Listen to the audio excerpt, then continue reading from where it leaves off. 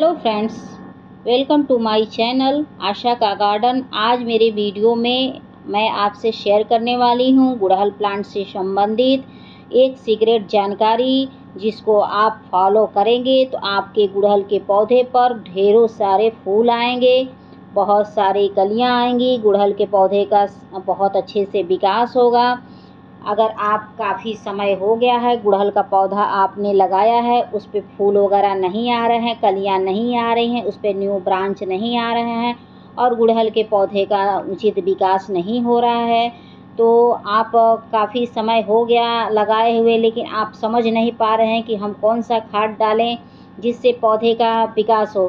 तो आज मैं आपसे ढेरों खाद शेयर करूंगी, आपके पास जो होगा वही आप डाल सकते हैं। अब बाकी तो अपने पौधे में एक ही खाद मैं आपको डाल के बताऊंगी, ठीक है। तो उसके लिए आप मेरे वीडियो में बने रहिएगा, कहीं नहीं जाइएगा, ताकि ये वीडियो आपके लिए हेल्पफुल साबित हो। कुछ ऐसे फर्टिलाइज़र भी होते हैं जो इस प्लांट के लिए बहुत ज़रूरी होते हैं। हो सकता है आप वो चीज़ आपके ध्यान में ना आ रहा हो और यह वीडियो आपके लिए काफ़ी हेल्पफुल साबित हो जाए। तो पौधे को क्या क्या ज़रूरी न्यूट्रिएंट्स की ज़रूरत होती है, पौधे को किस टाइप की मिट्टी चाहिए, पौधे को कैसा गमला चाहिए, अगर आप पौधा ख़रीद के ले आते हैं तो उसको क्या क्या ज़रूरी बातों का ध्यान रखना पड़ता है। अगर वो बातें आप ध्यान रख लेंगे तो वो आपका पौधा बहुत अच्छे से विकास करेगा, उस पर फूलों की कभी कमी नहीं होगी। और देखिए, एक चीज़ ये है कि आपको लगता है कि ये गुड़हल का पौधा बहुत ही साधारण सा पौधा होता है, आप ले आएँ और इसको लगा देंगे और ये फूल देने लगेगा, तो ऐसा कुछ नहीं होता है। गुड़हल के पौधे में देसी जो गुड़हल होते हैं उसको साधारण तरीके से आप ले सकते हैं, लेकिन जो हाइब्रिड गुड़हल होते हैं ना बाबा ना, वह साधारण नहीं होता है। कहने के लिए गुड़हल है, लेकिन बाबा वो बहुत डिफ़िकल्ट प्लांट होता है। अगर ज़रा से भी चूक होती है तो या तो फंगस के अटैक में आ जाएगा, नहीं तो इसको मल्टीविटामिन्स की कमी हो जाएगी, नहीं तो ओवर वाटरिंग की, माने दुनिया भर की समस्याएं इस गुड़हल पर लगी रहती हैं। तो चलिए एक एक हम स्टेप बताते हैं कि अगर आपके घर में वो चीज़ें हैं तो आप इस पौधे पर डाल सकते हैं। तो सब पहले समस्याएं बता दें, उसके बाद तो मैं फर्टिलाइज़र का नाम आपको बताऊंगी, तो वो फर्टिलाइज़र आप डाल सकते हैं, ठीक है। तो चलिए सबसे पहली समस्या ये बता दें कि पत्तियों का कलर सही ना आना। कलर सही ना आने की पत्तियां जैसे चित्ती चित्ती दिखना, जैसे ये मेरे गुड़हल के पौधे पर दिख रहा होगा कि इसकी पत्तियों का ओरिजिनल कलर नहीं है। तो पत्तियों का ओरिजिनल कलर गायब हो जाना किन कारणों से होता है ये भी बताऊंगी, ठीक है। उसके बाद जो पत्तियां हैं सिकुड़ जाना, या कलियां कहते हैं ना कि फूल बनने से पहले गिर जाना, ये समस्याएं होती हैं। और पत्तियों का साइज ऐसे सही से ना आना, खुल के ना, ऐसे कटोरी जैसे हो जाना, और उस पर न्यू ब्रांच का ना आना, दुनिया भर की समस्याएं होती हैं। और उसकी पत्तियां एकदम इतनी इतनी छोटा छोटा आना, एकदम लगे जैसे मेहंदी की पत्तियां निकल रही हैं। और फूलों का साइज सही नहीं होना, फूलों का कलर सही नहीं होना, ये दुनिया भर की समस्याएं हाइब्रिड गुड़हल के साथ होती हैं।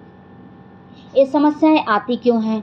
अगर आप मिट्टी अच्छी नहीं तैयार किए रहेंगे उसके कारण भी ये समस्याएं आ जाती हैं, या आपने मिट्टी में ओवरलोड खाद डाल दिया उसके कारण भी हो जाएंगी, या मिट्टी में अधिक पानी का लगने के कारण भी ये समस्याएं आ जाती हैं, या आपने गमले का अच्छे चुनाव नहीं किया उसके कारण भी हो जाती हैं, या आपने पौधे को ले आया, रिपोर्टिंग करते समय किन बातों का ध्यान रखना पड़ता है आपने वो नहीं किया तो उसके कारण भी हो जाती हैं, या मिट्टी में किसी फंगस का अटैक हो जाने के कारण। फंगस का मतलब छोटी छोटी ऐसी वाइट वाइट कीड़े होते हैं कि आपको लगेगा जैसे कुछ उड़ने वाले कीड़े जैसे दिखेंगी, आपको समझ में नहीं आएगा, वो लग जाती हैं, या मिली बग लग जाते हैं। ढेरों समस्याएं होती हैं इस गुड़हल के प्लांट के साथ। तो चलिए सबसे पहले हम मिट्टी की बात कर लें, उसके बाद तब खाद की बात कर लेते हैं। तो बता दे फ्रेंड कि इसकी मिट्टी बहुत अच्छी वेल ड्रेन तैयार करनी पड़ती है। भुरभुरी मिट्टी तैयार करिए कि जिसमें पानी डालें और पानी छन के निकल जाए। उसके लिए आप 50% बालू ले सकते हैं, 50% गार्डन की मिट्टी, उसमें धान की भूसी ले सकते हैं 50%, उसमें गोबर की खाद ले सकते हैं 20% के करीब। इतना को लेकर और अच्छे से मिलाकर आप एक अच्छी वेल ड्रेन मिट्टी तैयार कर सकते हैं। उसमें 1 चम्मच फंगिसाइड पाउडर डाल सकते हैं, और उसमें आप चाहें तो नीम खली डाल दीजिएगा, ठीक है। नीम खली से ये होता है कि अगर मिट्टी में कोई फंगस हो, चाहे कोई कीड़े मकोड़े हो, तो उसका प्रकोप इस प्लांट पे ना हो, इसकी जड़ों तक ना पहुँचे उसका प्रकोप, उसके लिए डाला जाता है। और जानते हैं, अगर आप रिपोर्ट कर रहे हैं, अगर नया गुड़हल ले आए हैं और उसकी रिपोर्टिंग आप कर रहे हैं, तो एक चीज़ ध्यान रखिएगा कि कहीं ऐसा तो नहीं उसमें बकेट लगा हुआ है, एक टोकरी लगी होती है। अगर वो टोकरी काट के आप नहीं निकालेंगे तो उसके भी कारण आप नर्सरी से लाने के कुछ महीने बाद पौधा अचानक से ख़राब हो जाता है। आप समझ नहीं पाते हैं कि पौधा अचानक से क्यों, मैं नर्सरी से ख़रीद के लाई थी, खूब खिल रहे थे, अचानक से ख़राब हो गया।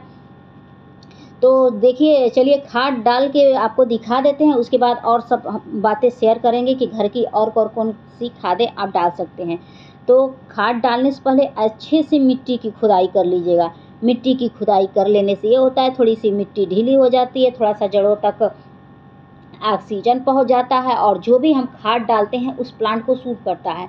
तो आप ये देख सकते हैं कि मेरा ये हाइब्रिड गुड़हल है और ये बीमार पड़ चुका है।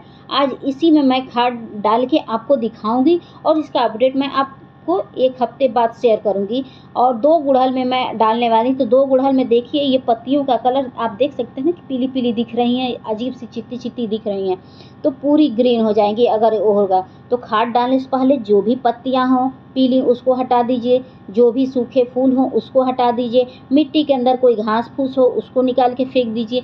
इसलिए कह रही हूँ कि आप जो खाद डालेंगे वह प्लांट को सूट करे, ना कि एक्स्ट्रा एनर्जी इस प्लांट की ये घास फूस ले लें। और जो ये पत्तियां घिरी हुई हैं गमले में, ये फंगस का काम करती हैं, ये कीटाणु उत्पन्न करती हैं इस बरसात के मौसम में।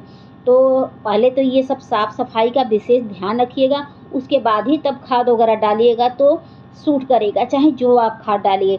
लेकिन ये सब चीज़ें ज़रूर होती, ध्यान देनी पड़ती है कि सॉरी पीली पत्तियां हटा दीजिए, सूखे फूल हटा दीजिए, घास एक्स्ट्रा जम गए हैं उसको निकाल दीजिए, ताकि पौधा अपनी पूरी ताकत लगा दे विकास करने में। तो ये मेरा कॉफ़ी का है डब्बा। तो आज मैं कॉफ़ी ही आपको इस पौधे को पिलाकर दिखाऊंगी और इसका असर आप देखिएगा 1 हफ्ते बाद। इस कॉफ़ी का मैं आपको यूज करना बता दूंगी। तो सबसे पहले बता दूं, इस कॉफ़ी के जो ये पाउडर है इसको डायरेक्ट प्लांट में नहीं डालना है। डायरेक्ट आप प्लांट में डालेंगे तो प्लांट ख़राब हो जाएंगे। तो उसके लिए आप पानी लीजिएगा और पानी में 1 चम्मच का 1/4 हिस्सा लेकर और पूरे अच्छे से घोल कर तब जाके आप पौधे में डालेंगे। तो पौधे की जितनी समस्याएं मैंने काउंटिंग आपसे कराई हैं वो सारी समस्याएं दूर हो जाएंगी, पौधे का उचित विकास शुरू हो जाएगा। पौधे में जो भी कमियां हैं, फूल नहीं आ रहे हैं, पौधे पे पत्तियां सही नहीं हैं, कलियां झड़ जा रही हैं, जो भी समस्याएं हैं ये सारी समस्याएं दूर हो जाएंगी। ये बहुत ही फ़ायदेमंद है। ये बता रहे हैं कि ये एकदम फ्री का है और आप डाल सकते हैं, तो इसको ज़रूर आप डालिए। और सच बता रही हूँ आपको, कम से कम 10 दिन में इसका बहुत फास्ट रिजल्ट मिलेगा। तो ये मैं 2 गमलों में डालूंगी। तो 1 चम्मच का 1/4 हिस्सा लिया था और ये छोटा सा बॉटल का पानी है, उसी में मैं घोल के और उसमें मिला रही हूँ। तो ज़्यादा मात्रा ना लीजिएगा। देखिए, किसी भी चीज़ की अधिकता बहुत बेकार होती है। अगर अधिक डाल देंगे गमले में तो ख़राब हो जाएगा, तो ऐसा नहीं होना चाहिए। तो चलिए, मैंने इस तरीके से डाल दिया और बता दें कि किचन से और का क्या क्या निकलेगा, तो उसको आप डाल सकते हैं। मान लीजिए नींबू के छिलके हैं, वो आप फेंक देते हैं यूज करने के बाद, तो नींबू के छिलके को अगर आप मिट्टी में दबा देंगे तो जो यह प्लांट है वो अम्लीय तत्व पा जाएगा, जिसके कारण जो ये समस्याएं हैं ना, पत्तियों का उचित कलर नहीं आ रहा है या बर्न हो रही, ये समस्याएं दूर हो जाएंगी, पत्तियों का विकास होने लगेगा। या तो फिटकरी है तो 1 चम्मच का 1/4 हिस्सा घोलकर आप मिट्टी में आप डाल सकते हैं, या छोटा मटर का दाना जो होता है ना, उतना आप 5 इंच के गमले में डाल सकते हैं, मिट्टी में दबा देंगे वो भी फ़ायदा करेगा। और नहीं तो आप चाय पत्ती का यूज करते ही हैं, आप चाय बनाने के बाद चाय पत्ती फेंक देते हैं, लेकिन फेंकने की क्या ज़रूरत है, उसको बढ़िया से साफ़ करिए। साफ़ करने के बाद उसको धूप में सुखा दीजिए और सुखाने के बाद वही चाय पत्ती आप पौधे में डाल सकते हैं। आपका वेस्ट भी नहीं होगा। वेस्ट चीज़ों का आप उपयोग करके और पौधे को आप रोग मुक्त बना सकते हैं और ढेर सारे फूलों के लिए रेडी कर सकते हैं। या तो आप केला खाते हैं तो उसके छिलकों को आप फेंक देते हैं, नहीं, फेंकने की ज़रूरत नहीं है। या तो आप उसको सुखा के और उसका पाउडर बना के 1 चम्मच आप 10 इंच के गमले में, चाहे जितने इंच के गमले में डालेंगे, कोई उसका साइड इफ़ेक्ट नहीं है केले के छिलके का, तो ये कर सकते हैं। नहीं तो पानी में 2-3 दिन तक भिगो के रखिए और जो पानी निकलता है छान कर, वही पानी इन पौधों में डाल दीजिए। वो पोटेशियम की कमी को दूर करेगा और आपका फूलों से भर जाएगा पौधा, ढेरों उस पे फूल आने लगेंगे। नहीं तो किचन से ये निकलता है, आलू का छिलका निकलता है, उसको भी आप 2 दिन तक पानी में भिगोइए और वही पानी अपने पौधों को पिला दीजिए। सच बता रही हूँ, इतने फूल आएंगे कि आप खुद ही हैरान हो जाएंगे। अगर अगर मेरी ये चीज़ आप एक बार फॉलो करके देखिए, अगर फ़ायदेमंद निकली तभी आप मेरे को लाइक करिएगा, सब्सक्राइब करिएगा, मेरी वीडियो को लाइक करिएगा, सब्सक्राइब करिएगा और शेयर करिएगा, ठीक है। और 1 चम्मच हल्दी का भी उपयोग कर सकते हैं। मिट्टी को स्वस्थ, मान लीजिए आपके पास फंगिसाइड नहीं है, आपके पास नीम खली नहीं है, तो 1 चम्मच हल्दी का पाउडर लेके आप घोल दीजिएगा पानी में और उस मिट्टी में डाल दीजिएगा, ताकि किसी मिट्टी में किसी कीड़े मकोड़े का असर न हो और आपका पौधा इतना स्वस्थ रहे कि फूलों के लिए हमेशा रेडी रहे। अगर आप इन बातों का ध्यान रख लेंगे जो जो मैंने बताया, तो आपका पौधा कभी बीमार नहीं होगा। तो अगर आपको मेरी वीडियो पसंद आएगी तो please like, subscribe, comment and share. Thank you for watching. Bye.